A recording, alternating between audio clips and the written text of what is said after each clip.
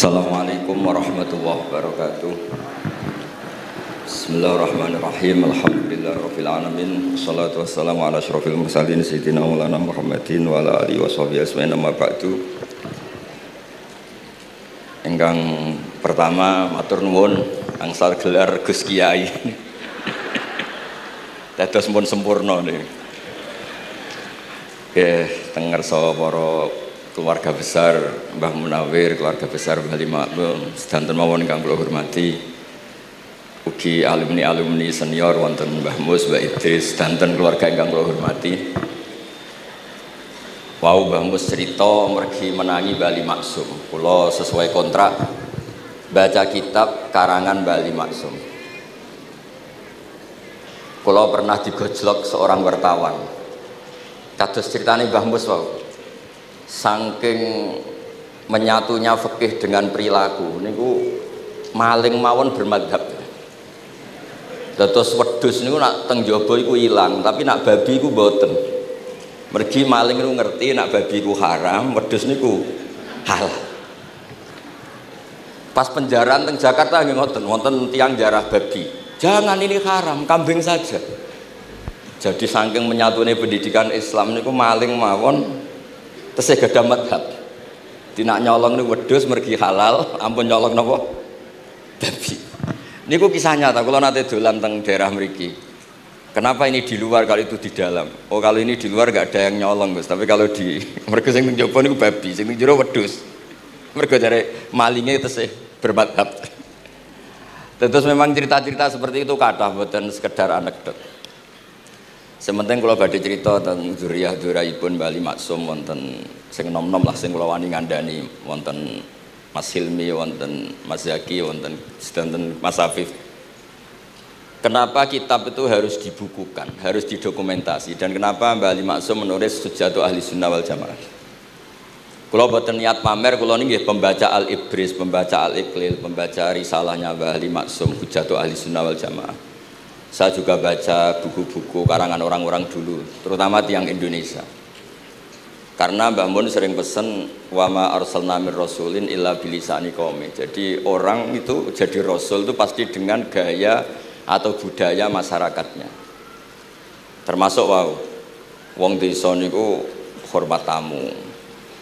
Nah ning kota niku bentuk hormatnya beda. Mulane wonten kiai desa muni fal yukrim jarahu iku nak ketemu tonggo takok, nak ora takok sombong. Nak kiai kota walian, nak ketemu tonggo aja takok, iku ganggu privasine wong. Dados makna ikram tetep, tapi implementasinya bilisani qaumi. Orang kota itu kalau sering ditanya itu mesti protes karena privasinya terganggu. Tapi kalau di kampung itu suka ditanya karena itu dianggap keramahan. Makanya kula niku termasuk orang yang jarang bertamu. Mergi kula gadah trauma kalian kakakipun Gus Zofur Gus Kamil. Beliau berkeyakinan silaturahim itu sae. Dolani alumni. Bareng didolani assalamualaikum matur nuwun Gus rawuh. Niku alumni niku ilang, awan-awan Mas. Mergo kepengin hormat nyembelih ayam, ayame jek dolanan. Pitik itu teng desa kan pacare kuwathas, golekane angel. Bar salam niku ilang sampai sak jam. Balik runtusen, pitike mboten kecekel. Akhirnya ngapunten Gus mboten saged hormat, ngapunten mboten saged hormat. Itu bukti bahwa implementasi syariat Rasulullah itu juga harus dipikir. Ojo pepe seneng silaturahim, santri alumni melarat kerja teng pabrik jam 09.00 didolani. Akhirnya mikir, sitok kiaiku, sitok bosku. Nak hormat kiaiku diamuk bosku, nak hormat bosku gak hormat kiaiku. Hal-hal seperti ini kemudian melahirkan satu kearifan setiap kiai di era masing-masing. Terus kula mboten berargumentasi membela diri niku mboten, tapi memang bapak kula kesaksiane Mbah Mus, beliau teman bapak kula niku seneng silaturahim. Teriyen bapak sering dawuh teng kula. Sok kowe ya ora kaya aku. Mbah Mun sering dawuh teng kula, kowe ya aja kaya aku, wong beda zaman. Karena tadi dolan ning santri sing mboten enten, assalamualaikum terus ilang ngejar pitik awan-awan. Pitike nggih macam-macam kegiatane pitik. Intine mboten kecekel. Kemudian niki teng kanca-kanca teng adik-adik sing hafid sing hamalatil Quran. Kula pesen belajar niku nggih, belajar sisi belajar itu harus cari sisi ekstrimnya. Kalau bolak-balik matur di berbagai kesempatan. Wow, kekhawatiran Mbah Mus kalau ada orang hanya kembali ke Quran itu memang bahaya sekali. Bayangkan kalau ada orang misalnya hanya mengharamkan al-jam'u bainal ukhtain, karena itu yang disebut Quran wa antasma'u bainal ukhtain. Jadi yang haram itu menikahi kakak dan adiknya, adik dan kakaknya sekaligus. Di situ tidak ada penjelasan perempuan dan budenya, perempuan dan mbahnya. Kemudian zaman Nabi Sugeng hanya ditambahi wala binal mar'ati wa ammatiha, wala binal mar'ati wa kholatiha. Dan tidak boleh menikahi perempuan pas buliknya atau budenya. Nabi sempat melarang. Karena kula sebagai lelaki niku jek masuk lah. Misalnya bojone jenengan umur 17 tahun, bulike umur selawe 17 jek mungkin masuk lah dalam definisi biologis itu masih masuk. Dan Nabi tidak pernah menambahkan wala binal mar'ati wa jaddatiha. Karena kalau istri kita umur 20, banyak mungkin umur 70. Itu kira-kira nggak usah dilarang, ya orang kepikiran. Ini orang kepikiran ya rodok sableng. Nah, kemudian kalau hanya kembali ke Quran, nanti kita hanya mengharamkan al-jam'u bainal ukhtain, karena itu yang disebut Al-Quran. Wa antasma'u bainal ukhtain. Lalu lahirlah pakar-pakar balaghah. Itu disebut min itlaqil ba'di wa iradatil kul, yang disebut ukhtain tapi maknanya bainal mar'ataini sing bainahuma ada mahram atau ada mahramiyah. Antasma'u al mar'ataini sing bainahuma mahramiyatun. Jadi barokahnya ngaji sama ulama itu kita tahu duduk perkaranya. Ini lafadz yang mewakili atau lafadz yang sebenarnya atau lafadz yang simbolis. Lafadz simbolis itu saking mangkelnya Allah. Itu kalau ada orang salah itu disebut wa ja'ala minhumul qiradata wal khanazira wa abadat tauhid. Jadi kalau misalnya dalam penelitian tidak pernah ada orang yang dirubah Allah menjadi kera, menjadi babi, itu kita masih bisa menganalisis. Itu saking ibaratun an ghadabillah. Atau diistilahkan balaghah, ini tasbih yang balik sehingga ada tuh tasbih dibuang. Jadi kalau orang Arab senang seseorang masih bilang Zaidun kal bakhri. Tapi kalau senang banget bilang Zaidun bakhrun. Kalau gantengnya belum ganteng banget masih dibilang Zaidun kal badri. Tapi kalau sudah ganteng banget kayak Rasulullah SAW disebut anta samsun anta badrun. Kaf taswihnya dibuang dan itu ablaq lebih balik. Jadi PR kita sebagai ahli Quran ini adik-adik itu tidak selesai. Utamanya ya implementasi keseharian kita sebagai panutan lah, kalau boleh GR sebagai panutan. Kulo niku teng Narukan nggih tiyang jangkar kulo nggih kathah, karena ya saya ada pernah Pak D Pak Ali. Kulo nggih tiap hari nggih teng Tegal nggih, malam pun terencanakan ambek uzlah dadi kulo niki mun matur Gus Afif niki kontrak kulo pun bar kitabe Bali ben diwaca putu-putune kok enak ngongkon wong liya terus. Terus ngengken tiyang ngeten iki ya rodok masalah saja. Jadi kitab bae diwaca putune. Dulu itu biasa. Taqiyuddin As-Subki ngarang kitab disarai putrane. Dulu itu biasa. Imam Haromen ngarang kitab. Ya semuanya bapak ngarang disarai anaknya, anak ngarang disarai cucunya itu biasa dulu. Kalau sekarang enggak, mbahnya ngarang kula kan maca. Putune karek ngrungokno, nak cocok dilem, nak ora dikritik. Terus saya minta ya, tradisi kula nu mboten sombong, di hallnya bapak itu saya tiap hallnya bapak mesti baca kitab. Mboten nate ngundang sinten-sinten. Perkara ini tiang NU niku ora usah diundang wis teko, mboten wonten undangan sing teko mun kuwatah. Mbok saking senenge wong alim, mbok saking senenge bingung mboten ngerti, sowe ora diundang teko. Ya akhirnya kula bingung ora hormat iku dosa. Hormat iku sing teko iku ninggal kewajiban ngurusi bojone timbang ngurusi bojo ribet nekani hall. Timbang mulang madrasah kuncai beling-beling bisa roi sithik nekani hall. Terus kadang-kadang tiyang lunga niku nggih pelarian mboten mesti hormat. Niku penelitian niku sampean cek. Terus niki kula cerita pentingnya belajar Quran. Kemudian tradisi kita termasuk tradisi Bali Mbah Munawir. Kula tahu banyak lah tentang cerita Mbah Munawir karena nggih bapak saya itu hafal Quran, mbah saya hafal Quran dan diantara sanatnya pasti lewat Mbah Munawir. Quran di Indonesia itu kalau nggak lewat Mbah Munawir, diantaranya lewat Kiai Said Sampang. Sekarang sudah generasi ketiga kalau nggak keempat yang sekarang, kalau nggak salah Kiai Rafiq bin Mansur bin Kiai Said. Dan di keluarga kula nggih, keluarga Lasem sama keluarga Damaran di Kudus. Dulu itu di antara keagungan Quran itu keahliannya ulama memberi penjelasan. Sebab itu disebut wal kitabil mubin, punya kemampuan mencerahkan. Kalau memberi analogi, kalau kita belajar Ihya, itu hal yang tidak masuk akal itu menjadi masuk akal. Misalnya begini, orang tuh kalau dirasani itu harusnya seneng karena itu app kamu dibuka dan kamu menjadi tahu. Lau akhbaroka mukhbirun bi anna fi jubbatika akroban aw hayatan akun tataskuruhu. Kalau ada orang memberitahu saya bahwa di baju kamu ada kalajengking atau ada ular berbisa, kira-kira saya matur nuwun apa enggak? Harusnya matur nuwun karena itu bahaya sekali kalau ada di tubuh saya. Harusnya ketika orang itu dikritik dengan kesalahan yang nyata, bukan fitnah, kesalahan yang nyata. Kesalahan Anda itu lebih mudirrah fi dunya wa akhiratik. Kesalahan Anda itu bahaya sekali di dunia dan akhirat. Sekarang kamu menjadi tahu karena dikasih tahu. Harusnya matur nuwun sama yang ngasih tahu. Kama anna huzati lau akhbaroka mukhbirun fi anna fi jubbatika hayatan akroban akun tataskuru. Pasti kita terima kasih. Tapi kita sebagai hafid Quran kalau disuruh belajar fikih, wong aku mondok kon ngapal loh kok belajar fikih. Kadang-kadang malah saking kaconya itu, aku wong Quran, aku wong kitab. Memangnya kitab jubuk konti nak boten ke Quran.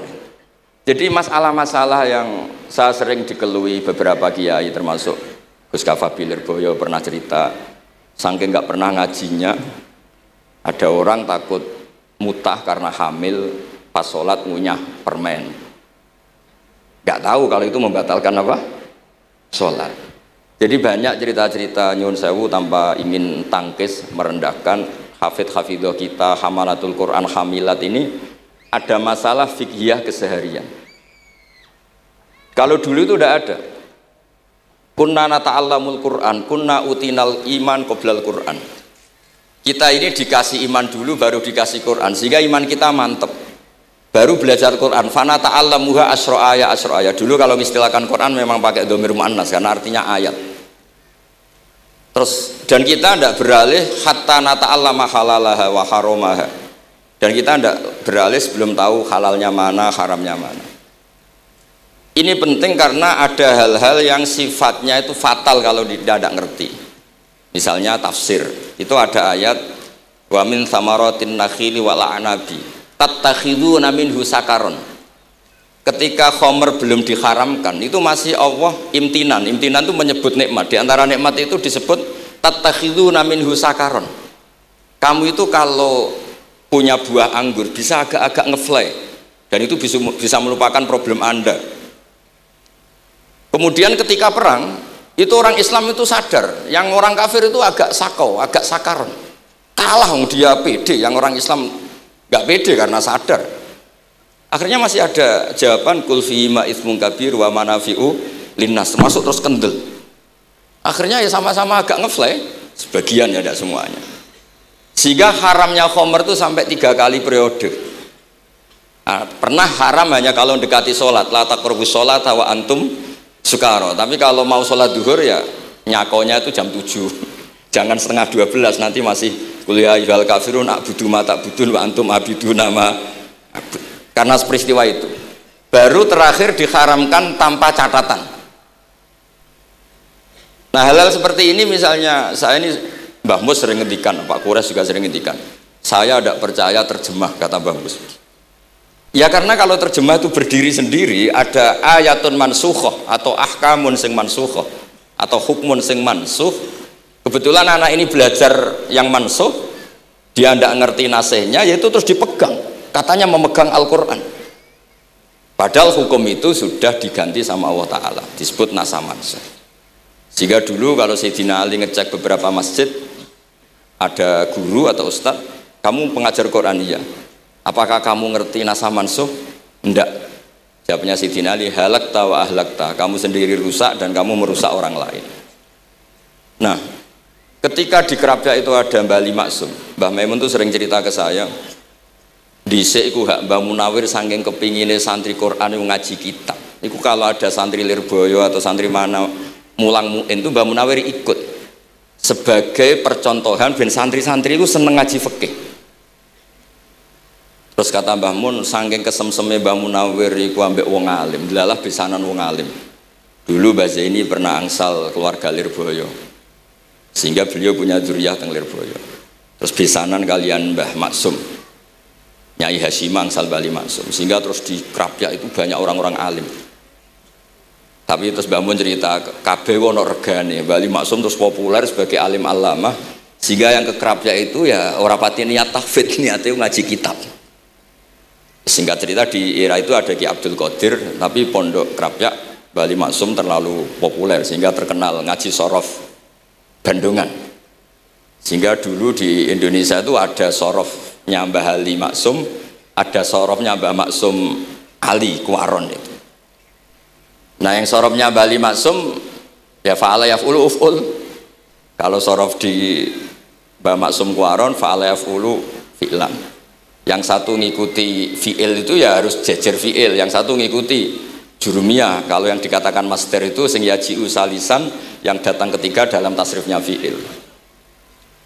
Sebab itu terus tradisi sorof tadi yang dalam apa itu latihan munakosah tadi diteskan anak-anak itu memang penting, karena kalau kita nanti belajar sab'ah, sorof itu segala-galanya.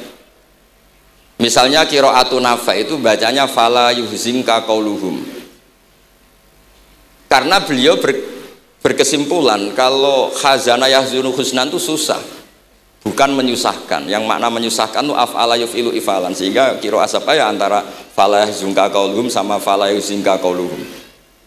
Tapi Imam Asim cara berpikir secara riwayat, tentu qiraah itu sunnatun muttaba'ah. Banyak lafadz yang sudah seperti itu sudah mutaaddi, kayak kota layak tulu kotlan itu kota lahu, bukan akta lahu. Sehingga beliau menganggap khazana yahzunu sudah mutaaddi binafsih, jadi nggak perlu dibaca fala yuhzinka qauluhum, cukup dibaca fala yahzunka qauluhum. Dan saya berkali-kali matur teman-teman yang mengkaji Quran, kafa ayak fu'ukuf'an itu bacaannya Imam Nafi', karena memang yang maknanya mukafa'ah itu mahmuslam.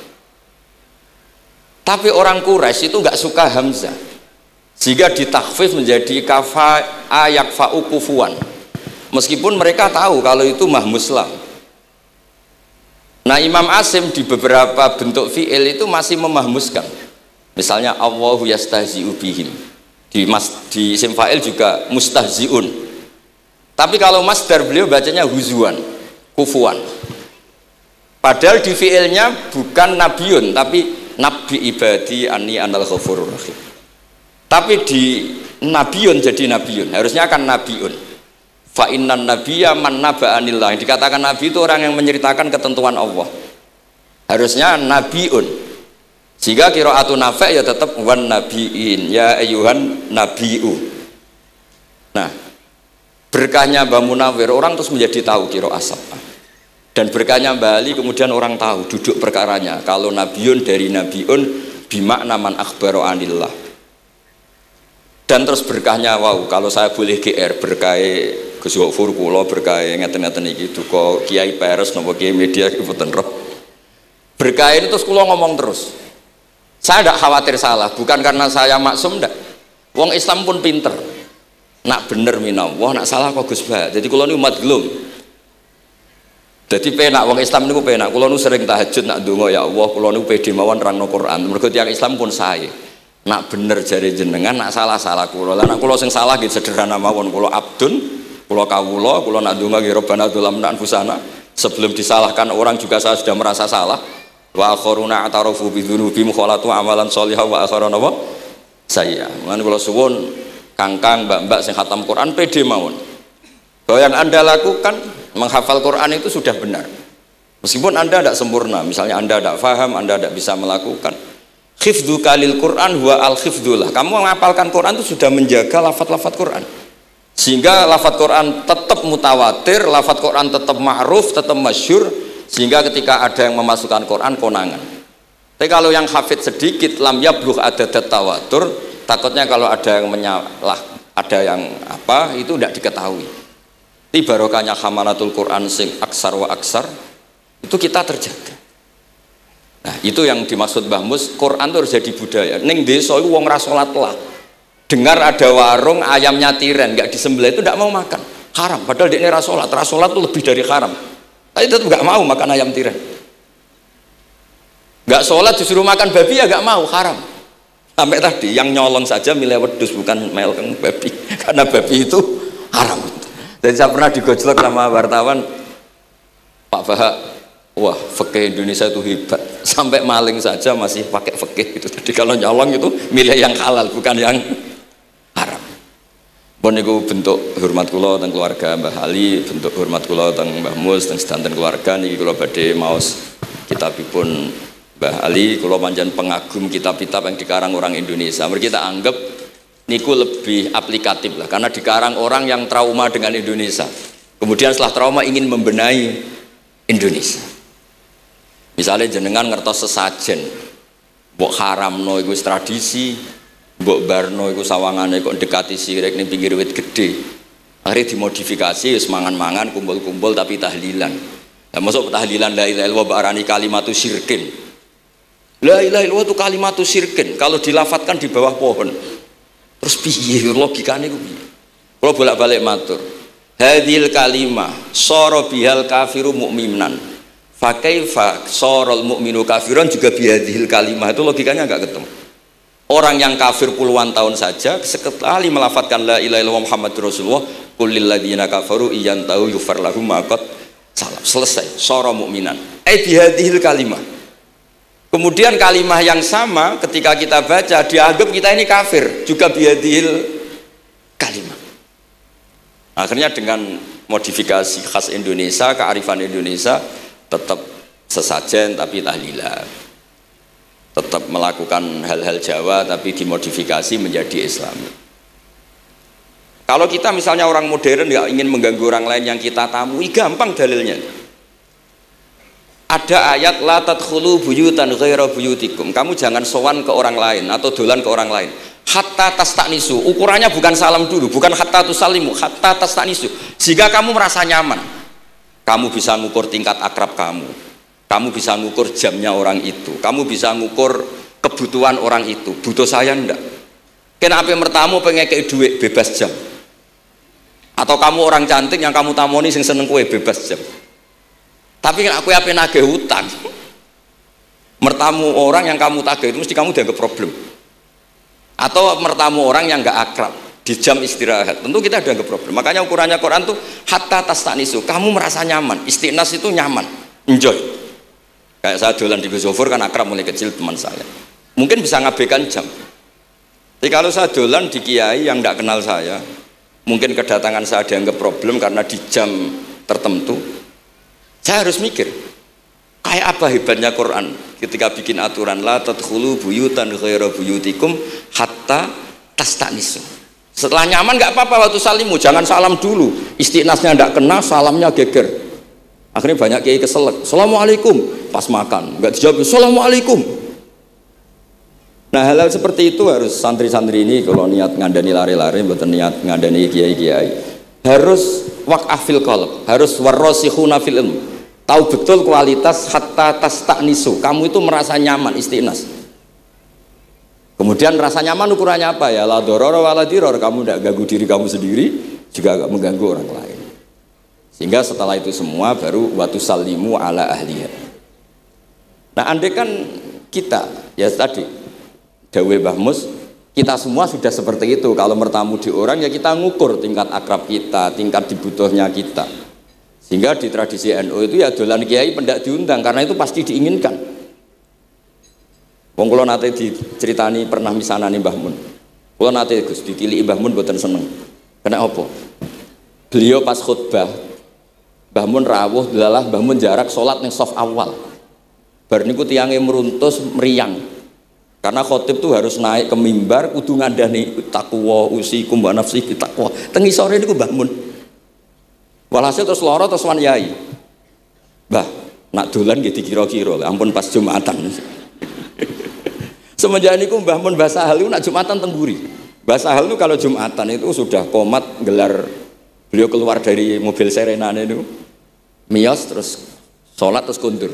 Kalau dulu ya janggal iki wong alim alama nak sholat kok guri. Ternyata itu enggak ingin jadi problem bagi khotib. Jenengan iso bayangno khutbah teng ngarepe Mbah Mus, terus kula munggah ngeten nyekel tongkat, usikum wa nafsi fi taqwa.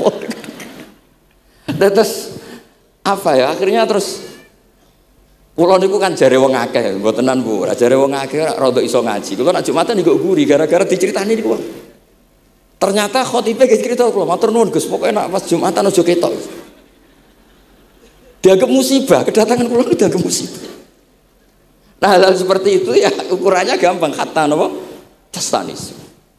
Pun niki kula maos terakhir niki, Pak Don niki Gus Ilmi, Gus niku sing Gus Hafiz pokoke sing waris-waris niki. Niki cerita kemarahanipun Mbah Ali Maksum ngadepi firqah-firqah kelompok-kelompok sing mboten jelas nih. Oleh ngendikan niku kula masih ingat karena saya khatam kitab ini itu 2 kali. Nggih khatam tenan maksudnya kula sinaoni terus padanan dalil yang beliau sebut tak cari sampai ketemu, bener-bener kula cari, ya saya ulang lagi, dalil padannya kula cari, terus emosi-emosi beliau juga tak tulis, karena beliau diantara yang diceritakan itu sampai ngendikan wahal bi jununun, kata beliau, apa saya ini sudah gila ketika saya fatwa, misalnya orang nggak boleh ziarah Rasulullah Shallallahu Alaihi Wasallam. Itu artinya menghalangi orang ketemu nabinya. Makanya bener Mbah Mus tadi, ada orang tuh debat, wiridan itu sunat atau ora? Dalile piye? Terus ada orang yang provokasi gini, kamu dikatakan bid'ah setelah sholat gak wiridan, kowe iku ben ora nyebut Allah. Terus kepikiran matur kula, wis Agus bar sholat itu pokoknya aku wiridan. Cek bid'ah cek ora, wong kok ora oleh eling Allah. Wis gak usah dalil-dalilan. Jadi pertama diprovokasi, wiridan model ngono iku ora ono sanate, ora ono hadise. Singkat cerita seorang ini meninggalkan wiridan.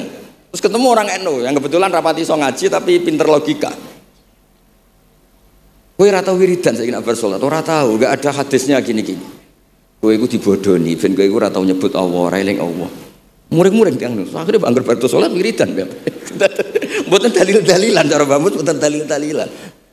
Lah niki nah cara Mbah Maksum istilahno betapa kaconya orang sing yahulu bainahu wa baina nabi, memisahkan orang itu dengan nabinya Muhammad sallallahu alaihi wasallam. Kata Mbah Ali, walazima kadzalik ayyakuna ulamaul Islam min awali hadil umma ilal yaumi fi khata'in azim haitsu annahum ya'taqiduna fi kutubihim ad-diniyah al-abwab wal fusul yadhkuruna fiha ziyaratahu sallallahu alaihi wasallam. Kata beliau, wa inni bima ahmidu min laqabi kiai amuru wa usaddidu fil amri kullu mu'minin ayasudda rahlahu tariklahu ila ziyarati. Jadi beliau sendiri di sini juga, dan saya atas nama sudah diberi gelar kiai memberi fatwa begini. Jadi di kitab Sajaratul Ma'arif itu ada babu dzikri rajul manaqiba nafsi. Orang itu kadang harus sombong menyebut kelebihannya sendiri. Kayak Nabi Yusuf ngendikan inni hafizun alim. Nabi Sulaiman juga ngendikan wa utina min kulli syai'. Itu bukan sombong, tapi cara beliau untuk memaklumatkan. Saya belum pernah merasa ahli tafsir. Tapi kan kita khawatir kalau ada tafsir yang cara Mbah Mus tadi kiai produk sendiri. Akhirnya kalau mau tafsir, saya pernah ngaji Mbah Maimun, ngaji Bapak. Saya baca kitab Al-Ibris, baca Al-Iqlil, baca terjemah Kemenak, baca terjemahnya Pak Quraisy, baca terjemahnya Imam Sa'rawi. Baca banyak lah yang saya baca, termasuk membaca kitab-kitab dulu mulai tafsir Tobari, tafsir apa saja yang saya bisa tak baca.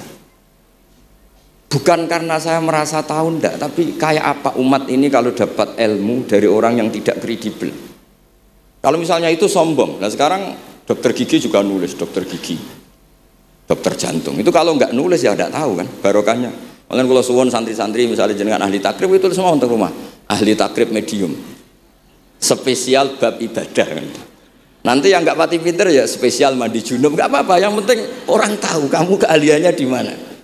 Daripada kamu nggak memaklumatkan kemudian ada orang lain yang nggak pernah ngaji memaklumatkan seakan-akan paling tahu Islam, terus menjadi mahatus soal, menjadi marhalur rijal. Kayak apa Islam mau dikemanakan? Semua ulama dulu biasa ngendikan ma adkhaltu fi kitabi hadza illa shahih, kata Imam Bukhari. Yang saya masukkan di sini semuanya hadis sahih. Dan sebelum saya masukkan sholaitu rakaatain, saya sholat dulu. Semuanya menggaransi kitabnya. Makanya di Syajaratul Ma'arif ada babu dzikri rajul manaqiba nafsi. Yaitu ketika Nabi Yusuf menghentikan inni hafizun alim. Nabi Sulaiman menghentikan wa utina min kulli syai'. Wal anbiya kulluhum yaqulun inni lakum nasikhun amin. Semua nabi pasti maklumatkan diri inni lakum nasikhun amin. Saya ini penasihat terbaik, nasihat yang bisa dipercaya. Kemudian ketika ada zamanul khikdi, zaman hasud, zaman orang enggak fair, seakan-akan seperti itu tuh keangkuhan. Coba Mbah Bisri menamakan kitabnya itu Al-Ibris. Al-Ibris itu apa? Emas yang murni. Makna saya cari di berbagai kamus maknanya Al-Ibris itu emas yang murni. Kayak apa? Semua kitab juga dinamai dengan nama-nama keren. Al-Iqlil, Al-Ibris, Fathul Bari. Jadi enggak apa-apa. Kayak ini juga dinamai Hujjatu Ahli Sunnah wal Jamaah, argumentasi mazhab Ahli Sunnah wal Jamaah. Kalau teruskan sampai beliau ngendikan wahal bi jununun hatta usdira amri lil mu'minin Allah yazuru rasulahum wa waliya ni'matim alladzi lahu fi unuqi kulli mu'minin minna. Masa saya ini menjadi gila karena menfatwakan orang Islam tuh enggak perlu ziarah ke Rasulullah sallallahu alaihi wasallam. Terus kata beliau, la yadri ma yaf'al annahu yaqulu baina ibadillah wa baina rahmatillah. Fa innahu sallallahu alaihi wasallam rahmatullah lil alamin. Fal ya'rif dzalik ulaikal maniun liya'lamu fi ayyi mauqifin hum. Terus Bali itu juga yang katanya seneng guyon, kula mboten menangi Bali tapi nate pirsa nate ngertos pas beliau rawuh di mbah saya di Pernambah kula teng kene Al Wahdah teng Lasem. Di kula kecil tuh menangi Mbah Ali, menangi Mbah Hamid. Karena Mbah Hamid itu masih sepupu mbah saya. Semua yang di sini juga masih keluarga saya, sama-sama Bani Abdul Aziz. Itu yang katanya Bali seneng guyon tadi di bab-bab seperti ini ngendikan wahal bi junun. Apa saya ini sudah gila melarang orang bertemu nabinya. Kemudian mereka berdalih takut menuhankan nabi itu tidak akan terjadi. Kata kitab Ithaf hadil ummah maksumah. Umat ini akan dijaga Allah, tidak akan menuhankan Rasulullah SAW kayak kaum Nasrani menuhankan Isa. Kata kitab Ithaf bibarokati sighotis sholawat, dengan barokahnya sighat sholawat. Beliau ngendikan wan nabiyyu sallallahu alaihi wasallam wa in jalla qadru muhtajun ila rahmatihi ta'ala. Sighat sholawat itu kan unik. Allahumma, Allah itu Tuhan, sholli ala sayyidina Muhammad. Hadzal nabiyyu wa in jalla qadru muhtajun ila rahmatihi ta'ala. Jadi kita mengekspresikan mahabbah bahwa Nabi itu ahabbul khalqi ilallah. Di saat yang sama kita tetap bilang Allah yang Tuhan, tolong selalu beri sholawat dan rahmat ke Rasulullah. Berarti duduk perkaranya tetap Allah sebagai Jalla Jalaluh, Nabi apapun mulianya abduhu wa rasuluh. Jadi sholawat itu sudah sehat yang insya Allah tidak akan menjadikan hadil ummah mengkultuskan Nabi hatta rofa'uhu ila darajatil uluhiyah. Karena barokahnya sehat sholawat tetap Allahumma al-mu'ti wa nabi wa injalla qadruh al-mu'ta yang dikasih. Jadi hadis sehat itu sudah sighatul tauhid, sighatul mahabbah, sighatul alaqah baini wa baina Rasulillah sallallahu alaihi wasallam. Kayak apa hadil ummah? Ya tapi tadi bener dawuh Mbah Mus. Nerangno ngene iki bagiane kiai ning desa ora usah diterangno wis selawatan. Jadi kepenak ora usah dalil-dalilan wis selawatan. Tapi memang resiko gak ada yang menerangkan suatu saat kalau ada itsaratus syubhat itu terus mereka bahaya. Makanya ada yang ngalahin rangno sepatus ini masih terjaga. Terus niki kula nyuwun sangat, kula niku pancen bapaknya bapak saya. Bapak saya semane Mbah Nur Salim gadah bapak namanya Mbah Nur Sam. Duka niku sepuhe niku seneng uzlah. Kula niku duka niat sepundi tapi memang mungkin faktor gen. Saya itu termasuk orang yang napa nyuwun sewu sekali terganggu kalau sering ada acara-acara malane mun wayahe lah niki mun wayahe Mas Afif, Gus Zaki napa Gus Ilmi mus wayahe nyai, wayahe ngaji mulang kitabe Mbah. Nggih teng ngarepe wong akeh dadi nak salah izin. Aja ngomong ngarepe santri keliru jare laduni benus. Sok repot. Terus niki mboten niat menapa nggih ngoten mawon. Assalamualaikum warahmatullahi wabarakatuh.